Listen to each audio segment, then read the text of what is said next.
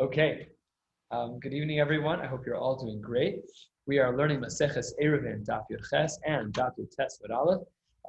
There is some halachic gemaras here in the beginning, but Ruba de Ruba, what we're learning tonight is Agadata.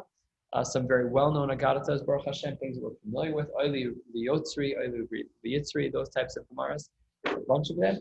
But first, we're going to start with a discussion of Pasei Viros. To review, and really this is the Marin Makom. We learned it out of context many blot ago. But this is a discussion, as is mentioned in Rashi, in a number of places in Shas, that the concept of Pasei Viros was basically a principle where you would have two right-angled devices that were in the ground. Each end had a certain depth, had a certain width to it. We'll see what that is in this Mishnah. And it functioned as a wall. Why? It's more than, it has a big pirtz on it. So we'll have to see how big the pirtza is, but also we treat it as a Pesach instead of as a pirtza, which makes it a little bit easier. So we're going to be learning about that right now in various shitas therein. Let's get started at the new Perek. Baruch Hashem, it's Perek Osin Pasin on the bottom of Daf Yud Zayin Amud Beis. Says the Mishnah as follows: Osin Pasin the Biros.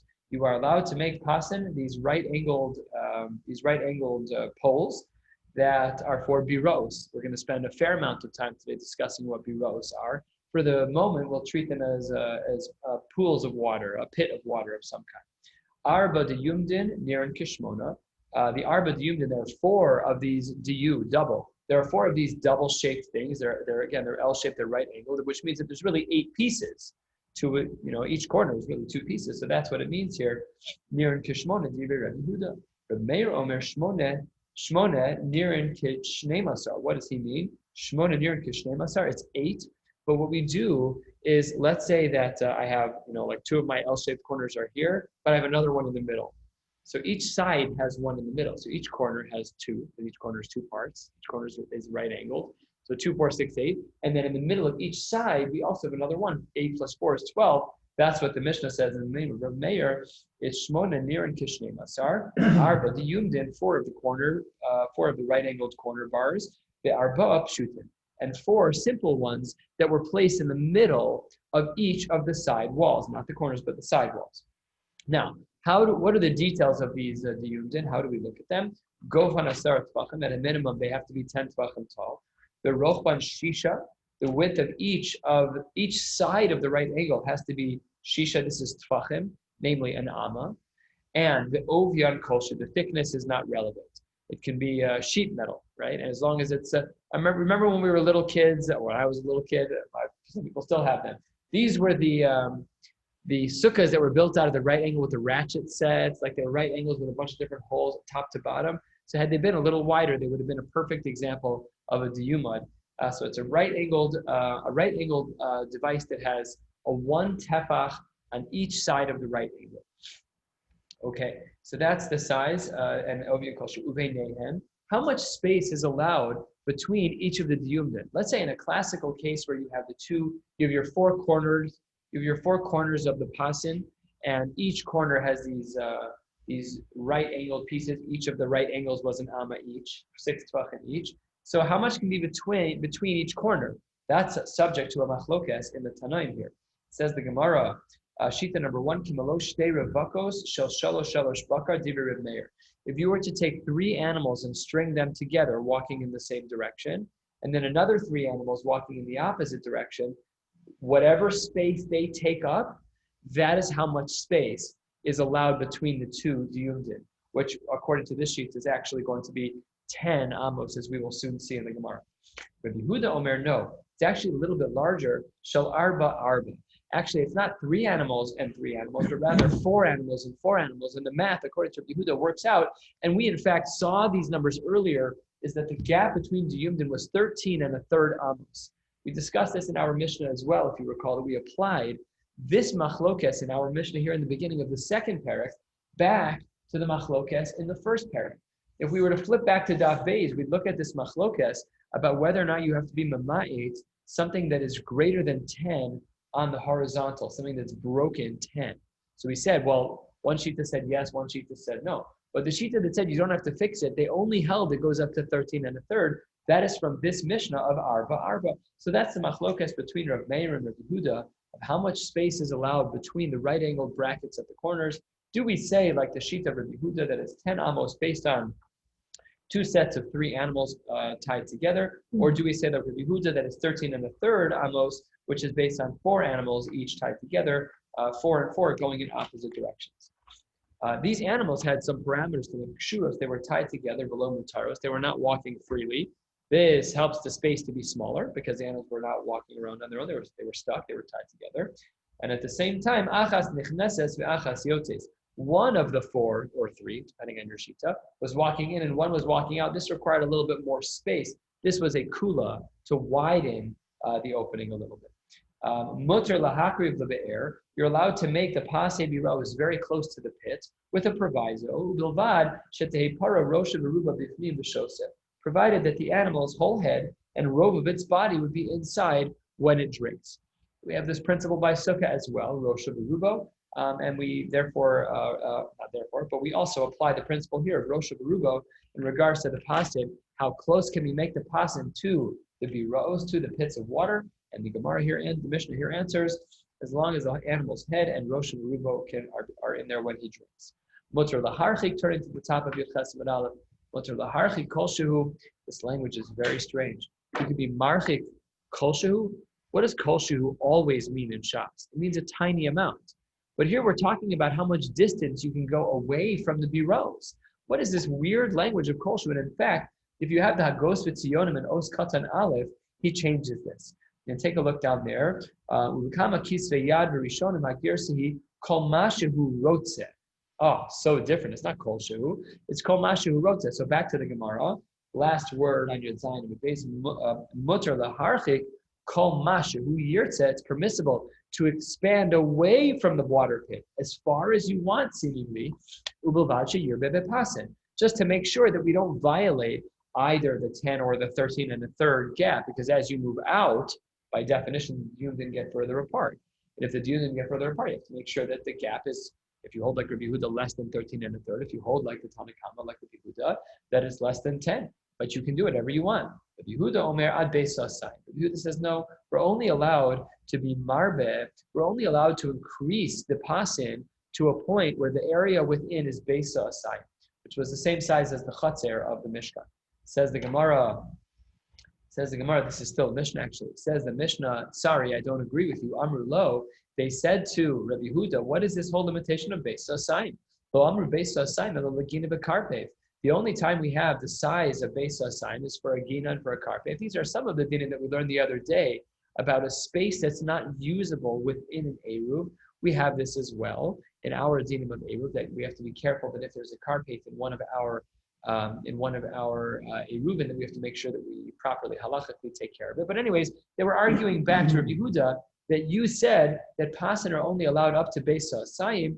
However, says the Chachamim back to him that that's not true. The Beisa Saim is only for a Gina and a Karpeh. Third line, Aval, Im Hayadir, O Sahar, O Muktzah, O Chatzer. In any of these 4 scenarios, which we'll go through in Rashi, afilu beis chamisha kurin, afilu beis eser kurin mutter. You can make it as large as you want.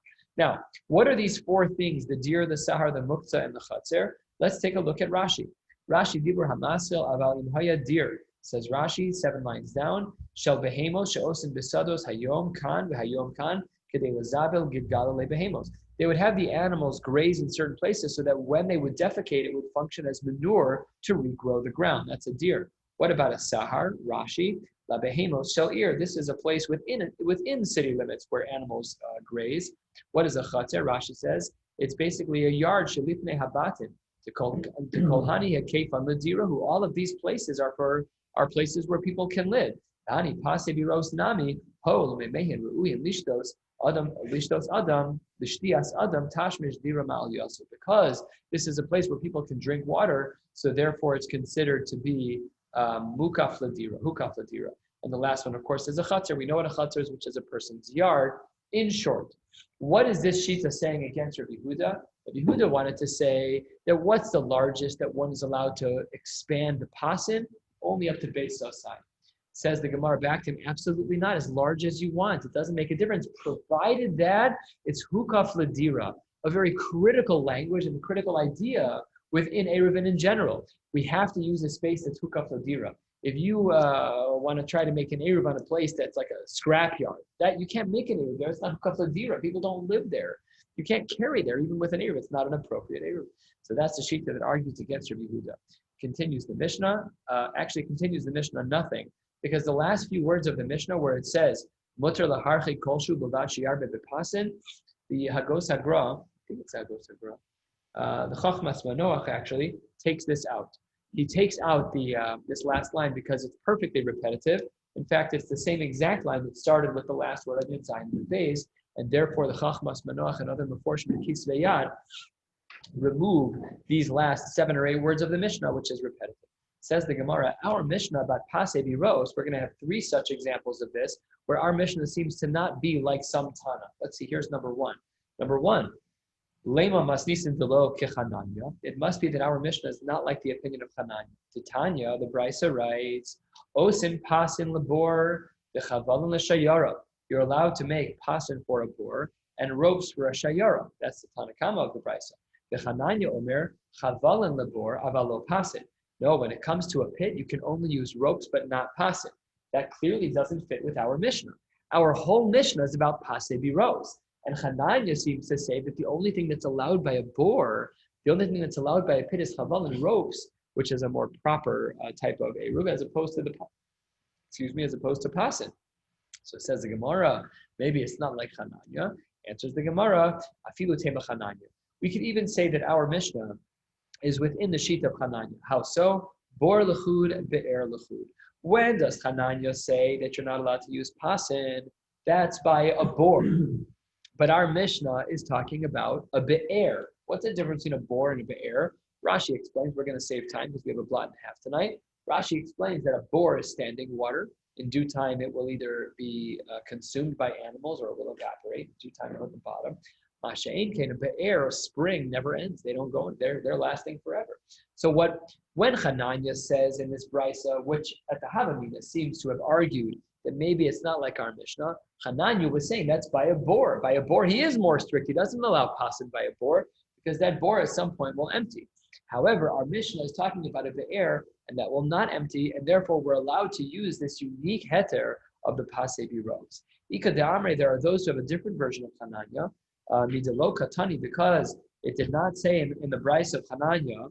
What didn't it say? Hananya omer osin chavalan leboru pasin lebe'er, nechlal de lechananya lo shna bor velo shna be'er, chavalan in pasin lo. It seems to be that he doesn't make any distinctions at all between a bor and a be'er, and it seems to be that by chavalan he'd allow it, but not by pasin. Lema masnisin de lo kechananya. And maybe this is approach too within Hananya. Maybe our Mishnah is not like Hananya. Says the Gemara, Afilu tema Hananya, l'maydika amar Tanakama kama hadarle. No, he was only referencing what the Tanakama was talking about, and really we're talking about a water source that's continuous. What is the second Tana who may not agree with our Mishnah? That is Rabbi Akiva. We're about 1/3 of the way down on Yudches Amud Aleph. Says the Gemara, Lema masnisin de lo ke Rabbi Akiva. Maybe our Mishnah, which allows for pasei biros, allows for these diyumdin, these right-angled devices that allow for carrying around the pit, maybe we should say it's not like Rabbi Akiva. Why? It's not. The Mishnah writes, Echad be'er harabim, a be'er is a spring. You have a be'er of the rabim in public. Ubor harabim, a pit that could dry up, but it's in public. Ube'er hadyachid, a private spring. In all of those cases, osen lahen pasei. In all of those cases, you can do pasei biros. However, what is the inference there? Aval bor hayachid. Let's say you have a double whammy against you. Number one is it's a bor, which is it evaporates. And number two is that you're a yachid, which means that no one's going to remind you about this. If it in fact evaporates, that it's now useless. The diyumdin are not functional if the water evaporates. Aval bor hayachid. What does he say, Rabbi Akiva? Osin lo mechitza gavoa asar tvachim divrei Rabbi Akiva. That's what he holds, that when it comes to a bor yachid, again, that double negative against you, that the water can evaporate and you are only one person, you're not a rabbin. Rabbi Akiva doesn't allow pasei biros, he requires a 10 tefach wall. So says the Gemara in response to Rabbi Akiva, in response to this Mishnah of Rabbi Akiva, but in our Mishnah, what does it say? Katani lebiraos. It says in our Mishnah that you're allowed to make pasin lebiraos. What does it not say? It doesn't distinguish lebiraos in leboros lo. It doesn't make the distinctions that Rabbi Akiva is making, that there's a negative to the bor. To the point, says Rabbi Akiva, that a bor yachid, cannot have pasin. So that doesn't seem to fit with our Mishnah. Answers the Gemara, afilu tema Rabbi Akiva. No, we can even say our Mishnah is like Rabbi Akiva.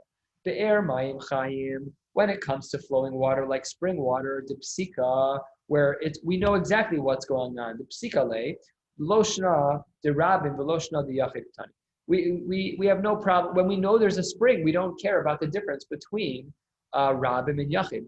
The downside of Yachid, that you're alone and no one can remind you not to carry when the water runs out, doesn't apply when the water source is endless, quote unquote, endless.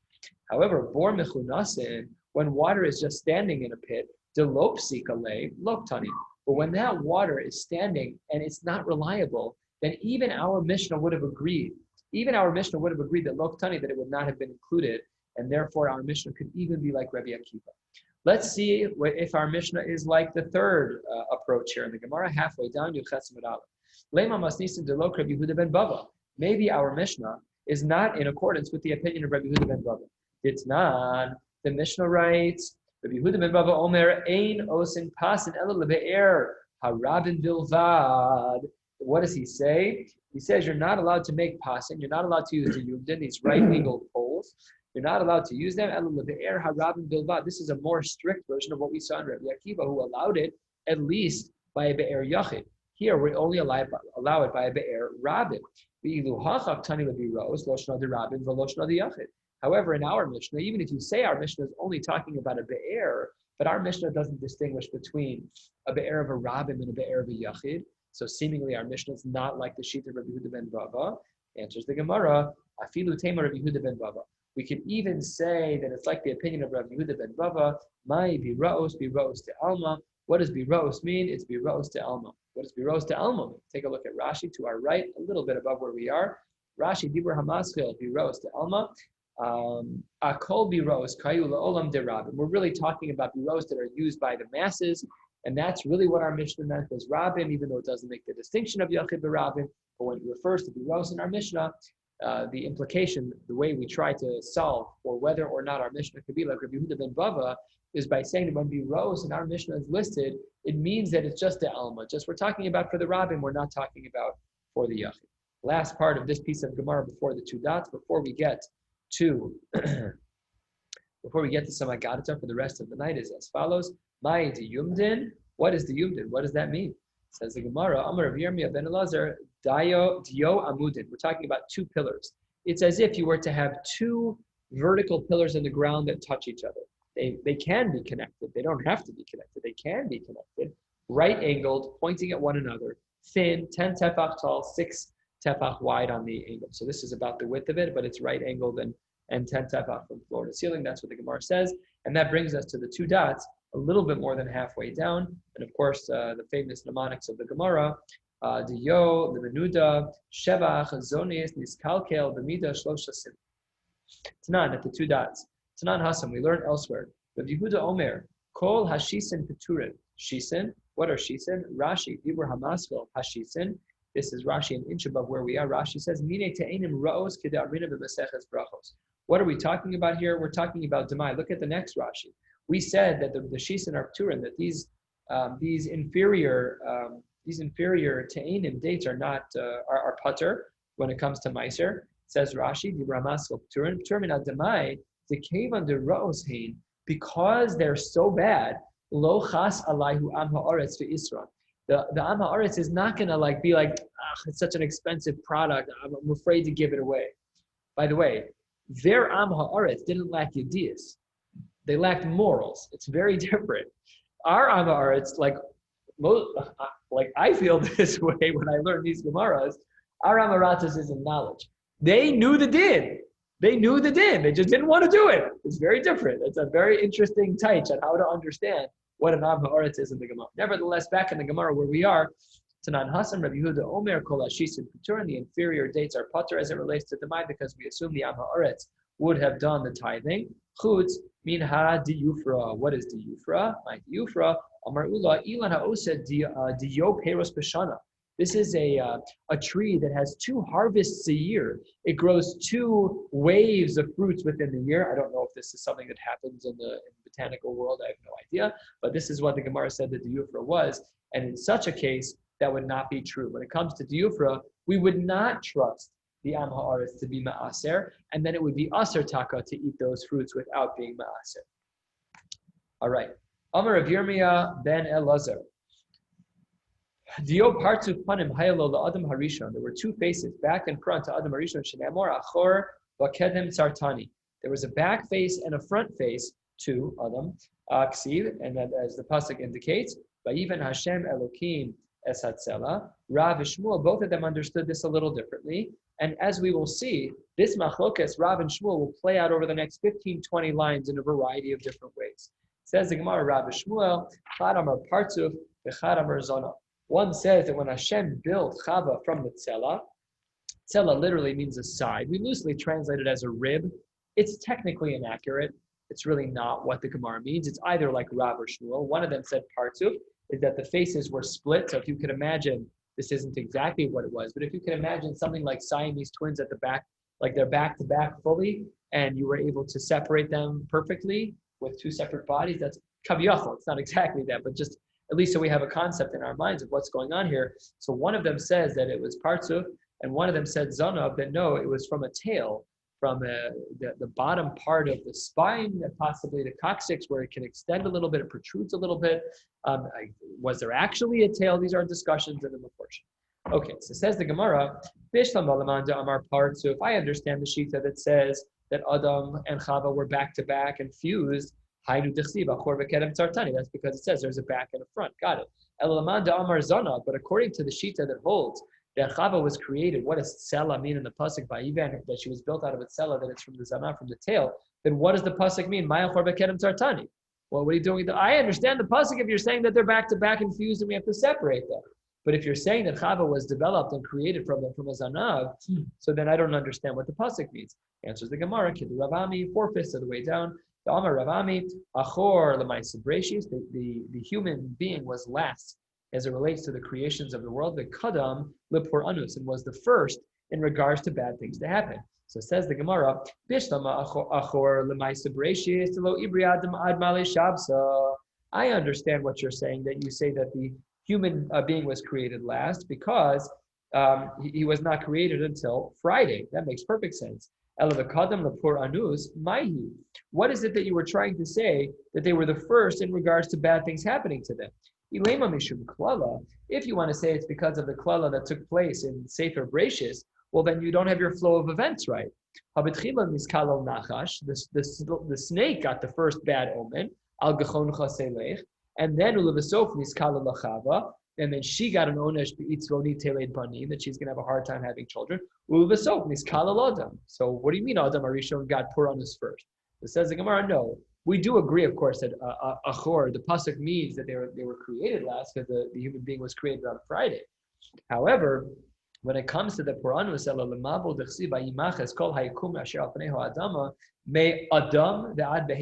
we see in that pasuk that man was destroyed before animal when it came to the mabul, which is pretty telling. Now we know from the psukim in Noach that it was a terrible time, people were doing terrible things. Nevertheless, the pasuk, I shouldn't say nevertheless, and clearly, therefore, the pasuk gave an onesh to Adam that they were punished first. So going back to our question, according to the one who holds Zanav, what's the pasuk of Achor B'Kedem Yitzartani? So the answer is, it's this, that man was created first and they were punished, man was created last, but they were punished first in the mabul. 2 lines into the middle width lines, about 10 lines from the bottom. I understand, according to the Shita that holds that Adam and Chava were back to back and fused. That's why the pasuk says Vayitzer, it has the word that they were created with 2 yuds, one representative of each partzuf. What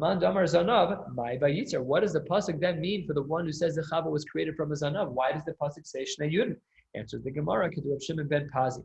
The Amar Rav Shimon ben Pazi, Oilimi Yitzri, Oilimi Yotzri. It's Elul. Oilimi Yitzri, that a person has a Yetzer Hara. Oilimi Yotzri, that I have to face HaKadosh Baruch Hu after having failed at my Yetzer Hara. We're given so much, and it is our burden, it is our task to try and stay in charge. So that's what the Shita who holds of Zanav holds, that what does the pasuk of Vayitzer mean? It wasn't referencing to this dual person front to back fused, but rather each yud was representative. Number 1, Yitzri, when I'm on my own, when I forget HaKadosh Baruch Hu, That's the only time we ever do an Aveir is when we forget HaKadosh Baruch Hu. And then on the flip side, when I have to face HaKadosh Baruch Hu, Oili miyitzri, oili miyotzri. Next, 8 lines from the bottom, 9 lines from the bottom. Bishlam alaman damar part 2. If I understand the shita that says that Adam and Chava were fused at the back, that's why the pasuk says that they were created as one male, female, back, front. Got it. I don't understand. According to the one who says the Chava was created from the Zanav, then what does the pasuk mean? Zachar nekeva bira'am. That's not pshat. That's not pshat. So says the Gemara. This we've seen already somewhere. Nope, this we have not seen already. That's the next Gemara. Sorry. It answers the Gemara. Lichad the Rabbi Abahu. The Rabbi Abahu, Rami Ksiv, Rabbi Abahu, he put two psukim, one against another. Ksiv, we know one pasuk says Zachar nekeva bira'am. We'll see B'Tselem Elokim Bara'o. So which one is it? Were they Zachar nekeva bira'am, or were they B'Tselem Elokim? Which one was it? So answers the Gemara. B'Tchila also b'Machshava Livros Shnayim. Really, HaKadosh Baruch Hu, his initial intention, Kav Yachol, so doesn't change his mind. He doesn't make mistakes. But whatever this means, we need pshat in the Gemara. We need some harals and some deeper sources here. B'Tchila also b'Machshava Livros Shnayim. In the end, he decides. So that's what the Shita of Zanav holds. But what does the pasuk mean? Zachar nekeva bira'am. That was the conclusion. But the Havamina was not that way. The Havamina was that they would have been built differently. They would have been built with Tselem Elokim. 5 lines from the bottom. Bishlam alamanda amar part. So if I understand the Shita, either Rav or Shmuel who holds that Adam and Chava were back to back and fused, that the flesh had to be closed behind them. After you separate them, the flesh is open. You got to put in some stitches. Understood. If you're going to say that Chava was made from a tail, then I don't understand. What does it mean that you have to close the flesh? Why do you have to close the flesh? It's a little snip. It's a little nothing. We don't put in stitches. Says the Gemara, Amar Zvidi, Tamer of Yermavi, Tamer of Nachman Bar Yitzchak. No, just a place in the flesh where the Zanav was cut from Adam to make Chava. That spot, what needed to be closed up. What's so complicated? You don't have to have a whole surgery to need closing up. You got a little cut, you need a Band-Aid too. Fine. Says the Gemara, finally, the first time we understand the other shita. According to the one who holds that Chava was created from a Zanav, we understand that in regards to that she was built from. In other words, if she was really already in existence and cut down the middle, front to back, that's not building, that's just separating. So the pasuk of Vayiven actually makes perfect sense with Zanav. She was built from the Zanav. Good. However, Elalamandamar parts of my Vayiven. What does the pasuk mean when it says Vayiven? Says the Gemara, 3 lines from the bottom, Reb Shimon ben Manasseh, just like the opinion of Reb Shimon ben Manasseh. The Darish Reb Shimon ben Manasseh, even Hashem Elokim Esatzela, that HaKadosh Baruch Hu built from the rib, not from the rib, from the side. The Lamed Shekila HaKadosh Baruch Hu L'Chava, HaKadosh Baruch Hu braided Chava's hair, V'hevia La'adam Harishon, and brought her to Adam. Shekin B'kirchei Hayam Kor L'Kal Isa Vinyasa. When we say Vayiven in the pasuk, it doesn't actually mean build here. It means braid, and braid in the Kirchei Hayam in the islands. That's how it was referred to. Davar acher, another pshat, and what the word Vayiven means. Davar acher, Vayiven Hashem Elokim Amar Avtiz Davar Amr Levimasnisa Tanam Alamed Shebena Kadosh Baruch Hu L'Chava Kibinyan Otzer. Turning to the top of Yud Chesed Beis, the Chava was built like an otzer. What does that mean? Ma otzer zeh rachav milamata v'kotzer milamala. Just like an otzar is wider at its base and narrower as it gets taller, kedei lekabel es hapeiros, so that it can hold all of the peiros. So too, af isha rechava milamata, a woman by her wiring has wider hips, uktsar milamala, and the body tapers upwards to the stomach. Kedei lekabel es havlat, to make sure that there's space for a woman to conceive and to hold a baby. And the pasuk then says, so that's what the Gemara's answer is. The second answer of Vayiven, which is how could the shita of Parsuf explain the word Vayiven? This is the answer, is that Vayiven just means that it was the way that she was built. She was built wider at the hips to tolerate a baby. Next small piece of Gemara, Vayiveha el ha'adam, that she was brought by a Kadosh Baruch Hu to man. He was like our best man. He was walking, and he was much greater. Hashem needs me to say anything. Hashem's Hashem, right? So says the Gemara, Mikan, Legadol Shiyaseh Shoshvinos, Lekatan Ve'al Yerelo. A person who is super great can be a shoshvin, even for someone who is a regular pashadiyat. And that is something that's a beautiful mussar anyways. We should be able to help those who are in need. And even if we feel like, even if we feel like we're significantly greater, so then we should still be willing to help. Says the Gemara, Ulaman Damar parts of, according to the Shita, either Rabbi Shmuel who held that Adam and Chava were back to back infused. Haimi Naihu Sagi Beresha. Which direction would this being walk? Which face went forward? So says the Gemara, Amar Rav Nachman Bar Yitzchak Mistabra, the Zachar Sagi Beresha. It's likely the case that the Zachar, that the man was front facing. Why? Titanya, Lo Yehalech Adam Achorei Isha Bederech, Afilu Hi Ishto. A man should not walk behind a woman on the walk while he's walking, the Afilu Hi Ishto, even his wife. What about Nizdam Nalo Ala Gesher? Yisal Kana, let's tell them. If a person's walking in a tighter area, and on a small footbridge of some kind, and there's a woman in front of you, Yisal Kana, let's tell them. You should move over to the side. This is a little different. Back in the day, if a woman was in a nahar, if she was doing laundry there, so she would raise her garments to make sure that her garments wouldn't get wet. So if a man was following a woman into the nahar, it was not with good motives, and that was not modest at all. So the Gemara is very, very sharp about this. And the Gemara says that b'chol ha'over achorei isha b'nahar ein lo chelek olam haba. It's a very, very powerful line. Over the years, I've learned like small pieces from my Rabbeim about this, that when we speak about modesty and about looking at women when they're not dressed right or in bathing suits, so like the line I tell my kids all the time is that it's pasha not nice. It's not nice. We don't walk into people's bedrooms while they're changing. We don't watch people in their bathing suits. We don't watch people when they're undressed. It's not nice, pasha. But even if it was nice, it's still usser. Maybe the reason why it's usser is because it's not nice. But nevertheless, the Gemara is very sharp about this. That if a person is achorei isha b'nahar with intent, so then ein lo chelek l'olam haba. Very powerful line. 1/4 of the way down, Yud Chesed Beis says the Gemara Tana Rabbanan Hamaratz Ma'os la'isha miyado liyada o miyada liyado b'shvil sheyistakel ba. Let's say a man is handing money to a woman in either direction, and he's doing so that he could gaze at her, so that he could stare at her. Sheyistakel ba. This is what we loosely refer to as istaklos, which is looking at a woman for hana. Of course, as quoted in the Shulchan Aruch, that be'afilu be'etzbak tana, if a person is going to sexualize even a non-sexual part of the body, that's forbidden as well. So if a person is using this opportunity to be mistakel at a woman, afilu dome Moshe Rabbeinu shekibel Torah mihar Sinai, great as you can be, lo yinakem midina shel Gehenim, a person is still going to get. It's not as bad as following someone in a nahar. That's not as bad, granted, but still your motivations are not right, and you're violating the Isra of Histaklos. Machlokas in the Rishonim, if Histaklos alone is an Isra Doraisa, or only if when it leads to Shechva Zera is it an Isra Doraisa. There's a Gemara in Avodah Zarah that says, Lo Yahar Her Adam B'Yom V'Yavoli They Carry Balayla. So is the Yahar Her Adam B'Yom only Asr if it's maybe they carry Balayla? So that's a Machlokas in the Rishonim and the Maseches Avodah Zarah there, and Tosfos holds it's an Isra Doraisa. His language there is that it's a Drasha Gemura.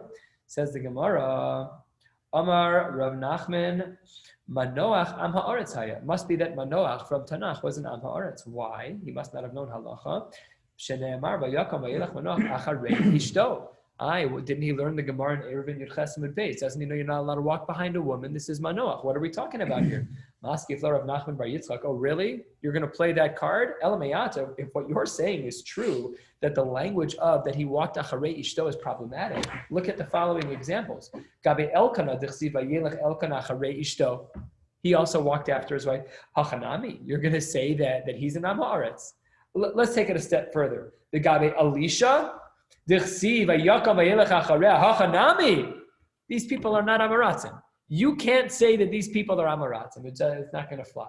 So how does the Gemara get out of this? Halfway down, Yud Chesed Beis says the Gemara, Ella acharei divareha va'atzasa. It's no, he listened to her. He followed her eitzah. He didn't follow her. He followed her eitzah. Achanami acharei divareha va'atzasa. In all of the cases of these neviim, that was what happened. That he followed their advice, but not themselves, not physically behind them.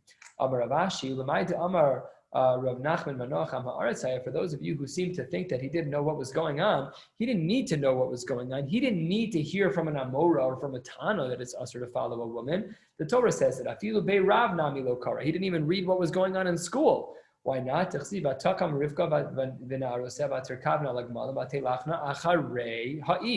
pasuk says explicitly that the women walked after the men, and therefore it's obviously the case that Manoach wasn't an Am Haaretz because it's mufurish pasuk or almost mufurish pasuk. Amar Rav Yochanan acharei ari v'lo acharei isha. It's better to walk after a lion than it is to walk after a woman. It's guf over neshama. Acharei isha v'lo acharei avodas kochavim. It's better to walk after a woman than it is to violate avodah zara. Acharei avodas kochavim v'lo acharei beis hakneses b'shash mispal alein. Wow! Oh my gosh, this is fire. It's more dangerous to walk in the back of the shul. It's Meforshim and Brachos discuss what this means. Are you outside the shul? Are you inside the shul? Is it at a time of davening? With that, we know it's B'Shash B'Spalin. Are you part of the minyan? A whole bunch of chilukin that we need to look at over there in Brachos and the Rishonim. Nevertheless, better to follow Avodah Zarah than to be that guy in the back of the shul who is not davening during davening. For all the years that Adam Harishon was Benidui after he did the Chet of Adam Harishon and he was kicked out of Gan Eden, during those years, Holin Ruchin V'Shedin V'Lilin, he gave birth, seemingly, to all of these negative spirits. Shene'emar Vaychi Adam Shloshimu Ma'as Shana Vayoled B'Dmuso Kitzalmo. After 130 years, he had children that looked like him.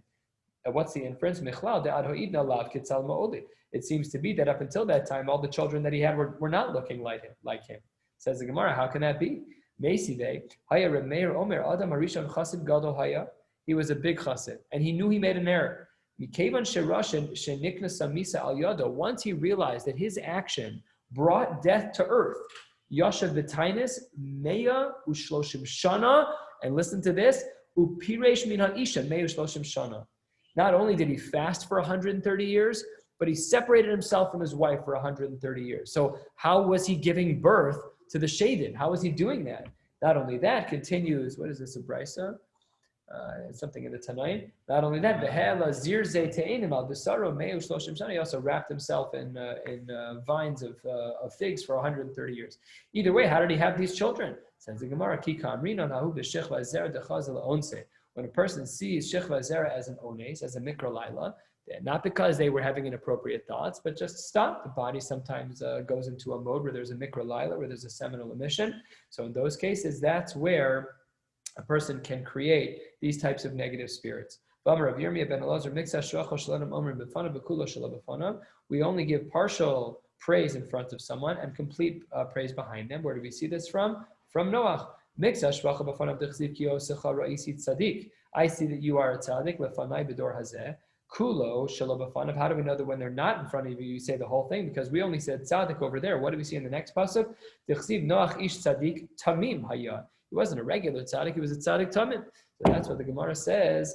Haya b'dorosav. And that's how we know mitzvah shvacha b'fanav. We should give people partial cover in front of them, and we should not give full cover in front of them. What does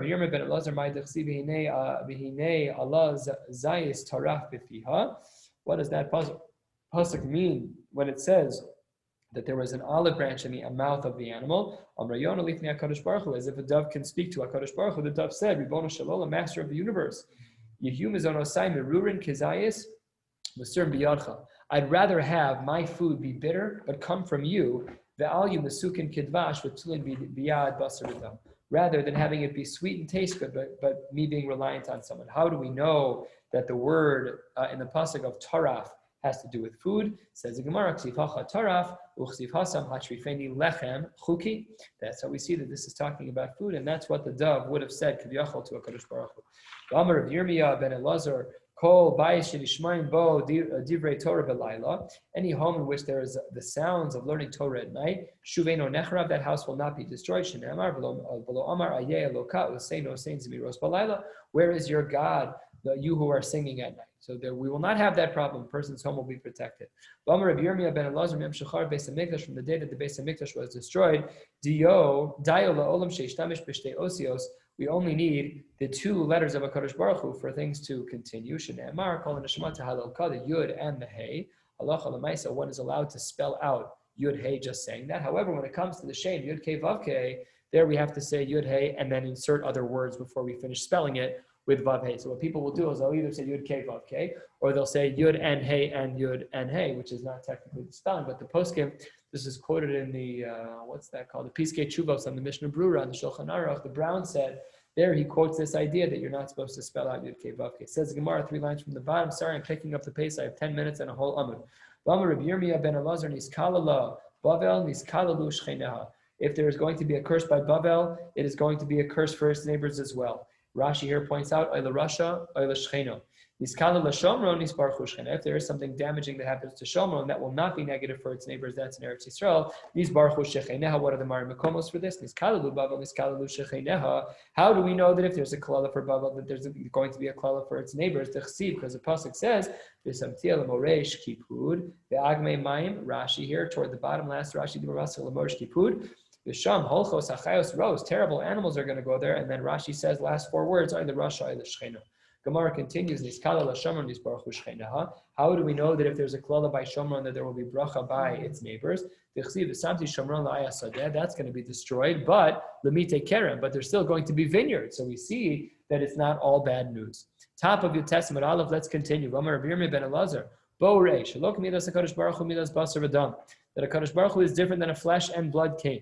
Midas basar v'dam mischayev adam harigal malchus. And when it comes to a flesh and blood king, if someone is going to be punished by death, matilan lo chacha l'soch piv. They put a gag in the person's mouth, kadesh lo yikala l'samelech, so that the person's not going to curse out the king. Makes sense. But midas HaKadosh Baruch Hu adam mischayev harigal makom. If a person is going to be chayev misa shosek, the person doesn't speak. Shneimar lacha dumiyat sehila. He's going to be silent. Below od ela shemeshabech shneimar sehila. What's the last word in that pasuk? Is to give praise. So therefore, we see that not only is someone who's going to be chayev misa b'dei shemayim, not only is he going to be quiet, but even better is he's going to give praise. Below od and even more. It's as if you're paying up your neder when a person is being killed by a bezdin, one of the Arba Misos bezdin, so that it's ki'ilu that they are bringing a korban. This is similar to the pasuk of Rabbi Yeshua ben Levi. We won't understand it so much at first, but we will when we're done. What does the pasuk mean? Those who go through the valley of crying. Let's analyze all of these words. Ovre, the first word of the pasuk. These are people who do a lot of averos. Emek, says the pasuk. Ovre be'emek, they do a lot of averos. Be'emek shema'amikim lahem gehenim. We're going to speak about gehenim until almost the end of the amud. Habacha, the crying place. Shebochen u'moridin demos kemayan shel shisin. It's going to be like tears flowing out of pipes. It's going to be a tremendous amount of tears. So if we just look back at the pasuk a few lines up, Ovrei be'emek habacha. You who do averos will go to Gehenna and you will be crying a lot. It's not good. We should try not to go to Gehenna. Gam berachos yatemora. What does that mean? The last part of the pasuk, almost the last part of the pasuk says, Shematzdikin alein asadin. Not only that, but we know that we're wrong. But Omer in the fun of we say to HaKadosh Baruch Hu as follows: Ribono Shalom, master of the world. Yafeh danta. You're right. I'm wrong. Yafeh zachisa. You've given me everything right. Yafeh chiyavta. You've given me the right chiyuv. Yafeh takanta gehenim l'rishayim gan eden l'tzadikim. And as well, to give gehenim to the rishayim, that's a good thing. It's good because it helps a person to get the cleansing that they need. And gan eden for tzadikim as well. Obviously, says the Gemara, all of this was in the name of Rav Shimon ben Lakish. Eini, is that true that Rav Shimon ben Lakish said? Let's just read what he said. Where is this line? Eini v'amar Rav Shimon ben Lakish, rishayim afilu apischo shel gehenim einam chozer b'tshuva. If you have a, did I skip? No. If there's a Rasha, even when he gets to the gates of Gehenim, so how does that work out? You just said that they're going to start praising HaKadosh Baruch Hu, and here you say that they're not even going to be modal ha'emes, that they did the Avera. Current tense, hove. They're still violating B. Shepashu lo nemar in the past tense. Ella haposhim. Sheposhin holchen laolam. Says the Gemara, a givaldic answer. Do we say that they are going to be proper and say to HaKadosh Baruch Hu, I am wrong and you are right, or are they going to be fighting the whole way through? So it says the Gemara, Lokasha, b'poshe Yisrael, ha-b'poshe ovdei kochavim. It depends. By poshe Yisrael, they're going to be contrite. They're going to say that I've made a mistake and I want to be a little bit better. And by the poshe ovdei kochavim, they're going to be fighting all the way to the end. Interesting to note that they are being included here in Gan Eden, in Olam Haba, as a din. We do believe in that there is a degree of Olam Haba that a goy can learn. They don't have as many mitzvos as we do. It's not on the same level, but nevertheless, they have 7 mitzvos. We have 613, almost 613, because no one has all of them. Says the Gemara, Hachanami mistabra, this distinction of Poshe Yisrael versus Poshe Ovdei Kochavim is also accurate. How do we know that? Because if it wasn't the case, then Kasha the Reish Lakish had the Reish Lakish. This would have been a problem. A few lines up, what did Reish Lakish say? Reish Lakish said that there are people who don't want to do tshuva even at the doors of Gehenna. Amar Reish Lakish, and here's another Mari Makom of Reish Lakish, halfway down the page, Poshe Yisrael, Ein Or Gehenna Sholetas Bahem, that by the Jews, Poshe Yisrael, the fire doesn't even bother them. It's fine. They're okay. This is something that we could learn from the Mizbeach HaZahav. Ma Mizbeach HaZahav she'ein alav ela ka'oved dinar zahav. The golden Mizbeach has a thin layer of gold on top. Omad kama shanim v'lo shalta bo ha'or. The gold never breaks through the gold. The fire never breaks through the gold with all of the korbanos that are brought on the Mizbeach HaZahav. Poshe Yisrael Shmalei Mitzvos Kerimon, and the Jewish people, that even in our most basic and bad days, we do so many mitzvos. Put on tefillin, we put on a talis, we make brachos, we do, even if we have egregious crimes, we're still Malei Mitzvos Kerimon. Shenamar Kefelach Harimon Rakosecha, a pasuk from Shir Hashirim. And there, Reish Lakish said, "V'amar Reish Lakish, V'amar Reb Shimon ben Lakish, Al Tikri Rakosecha, the Reikosech, She'afilu Reikanin Shebecha." Even the people among you who are the Reikanin, the people who are really not so frum, they're really not working so hard, still have Al Pikein Malayin Mitzvos Kirimon Alachas Kama V'Kama. So that's why the Gemara says that it must be that our Havamina is right, that Poshe Yisrael are contrite and the Poshe Ovdei Kochavim are not. Says the Gemara, Ella, wait a minute, but by the Jews, we have a pasuk that says, that's the pasuk that we learned before, that the Jews are going to be over Avera, and they're going to be Bacha, and they're going to go to Gehenna. So how do you get out of that? Answers the Gemara, Ahud mechayve hishaita begehenna. That pasuk is referencing this hahishaita, a small amount of time that a Yid will end up going to Gehenna to cleanse them from whatever Averos that they did. But by and large, it is the case that Jews are contrite, and that when it does come to Gehenna, it's not fun, but it's hopefully short-lived, and then we can move on to Gan Eden. And at that time, when we are there, in that brief moment in Gehenna, at that time, Avram Avinu will be there, and he will take us away from Gehenna and to Gan Eden. Bar Mi Yisrael, however, there is an exception. Bar Mi Yisrael sheba al bas ovei kochavim. Wow. A Bar Yisrael, a Jew, who is Ba'al Bas Ovei Kochavim, who's having children with an Ovei Kochavim, he has cut off the lineage of the Jewish people. It's not good if a Jewish girl marries a non-Jewish guy, but l'chol ha'pachos, her children are Jewish. L'chol ha'pachos. I deal with this as a moral every day of the week. Oh, I married someone, he's not Jewish, or the husband says, I'm Jewish and my wife's not Jewish. Can I make a bracha? We never make a bracha when the mother is not Jewish. Never. And it hurts people. And I've been hung up on, and people have been angry and scathing emails. I get it, but you married out. That's on you. That's on you. So that's what this Gemara is saying, is that there's a very sharp din. Avram is not helping you if that's where you're holding. If you're cutting off the Jewish people, it's ki'ilu, says the Gemara, demashcha or lasso. It's as if you're trying to undo the bris that you had with HaKadosh Baruch Hu, Mashicha Sa'orla, making it look like you're not a Yid, pulling the Orla back over the anatomy. Below, Mebashker Le, he's not going to help him. Maskif lo Rav Kahana, Hashtadam Rasa Poshin, the Pasheva Azle. You said that the Poshim are in present tense, they're currently sinning still. Elamayatav, that's true, Dechsi, but we have other psukim that says Hamotzi, the Hamale, the one who takes us out of Mitzrayim. That's not accurate. The Masiku Mafiku, no, it's not present tense. Ela de Asik ve'afiku, it's really past tense. So when the word says Poshim in the pasuk, it doesn't mean that they're currently doing Averos. It's a reference to what you did in the past. Says the Gemara, Hachanami de Pashu. It should be the same exact thing here that's true. Good. Next. The rest is going to move pretty quickly. I know we have a minute, but we haven't started this Marav on time yet, so hopefully I'll finish. Well, they can't start without us anyways. There are 3 entrances to Gehenna. One in the desert, one in the water, and one in Yerushalayim. We have there by the water. This is by, not by the water. Sorry, this is by the midbar, by Korach, that he was swallowed. They went down, Chaim She'olah.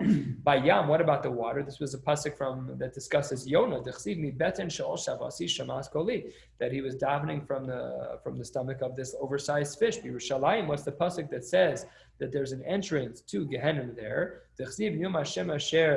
Or lo b'tzion v'tanor lo b'Yerushalayim. How do we understand this pasuk? The Tana debei Rabbi Shmuel. Here's how we understand the pasuk. Asher or lo b'tzion ze Gehenim.